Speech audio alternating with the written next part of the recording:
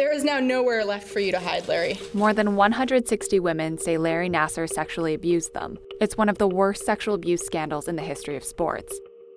And it went on for more than 2 decades. How did he get away with it? My real interest, of course, with dance and gymnastics is my role with USA Gymnastics. Nassar had celebrity-like status in the elite gymnastics and sports medicine world. USA Gymnastics gave him countless awards, he was inducted into Michigan State University's Hall of Fame, and governors appointed him to state licensing boards. He even secured a patent for an ankle brace he invented. Nassar's patients felt honored to be treated by the best of the best. Nassar typically carried out his abuse under the guise of a medical treatment. He hijacked a rare pelvic therapy that involves vaginal penetration and used it to treat all sorts of ailments. He ignored protocols such as using a glove, asking consent, or having a medical chaperone present. And when I was 14 years old, I tore my hamstring in my right leg. This was when he started performing the procedure that we are all now familiar with. The next visit was for my shoulder, which I then found out my hips were out of alignment, which then made my spine and my pelvic bone out of alignment as well. And this is when Larry decided that it was medically acceptable to violate a 16-year-old girl. When confronted by parents, coaches, and eventually investigators, Nassar said patients may have misunderstood his therapy. Medical colleagues deferred to his expertise. After a 2014 investigation cleared his name, Nassar was just reminded to follow procedures.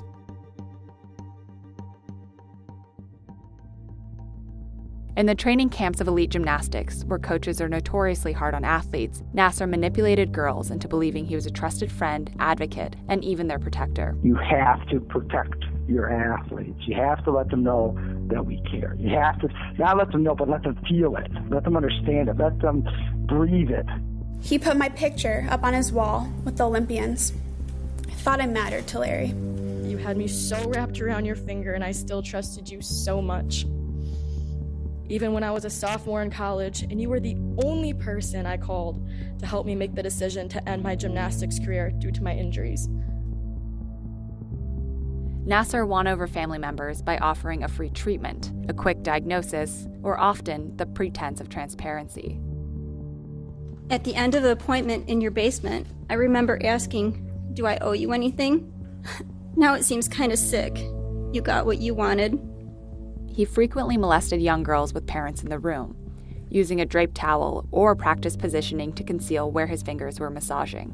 What kind of a person has the audacity to sexually assault a child in front of their mother? It's still unclear who knew what when, but for decades, Nassar's employers focused on their reputations and failed to safeguard the young women in their care. When USA Gymnastics got a complaint about Nassar in 2016, the organization paid the gymnast $1.25 million to stop her from speaking about the abuse. Complaints about Nassar's treatments reached officials at Michigan State University as early as 1997, the Detroit News has reported. That's 20 years before the prize doctor was terminated. MSU has said that no one at the university believed that Nassar committed sexual abuse prior to the newspaper reports in the summer of 2016.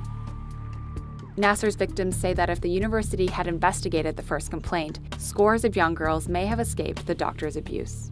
Larry Nassar did not arise in isolation. Rather, we saw the worst sexual assault scandal in history unfold because a predator was left in power for decades. Despite warning signs, despite red flags, despite direct reports of assault.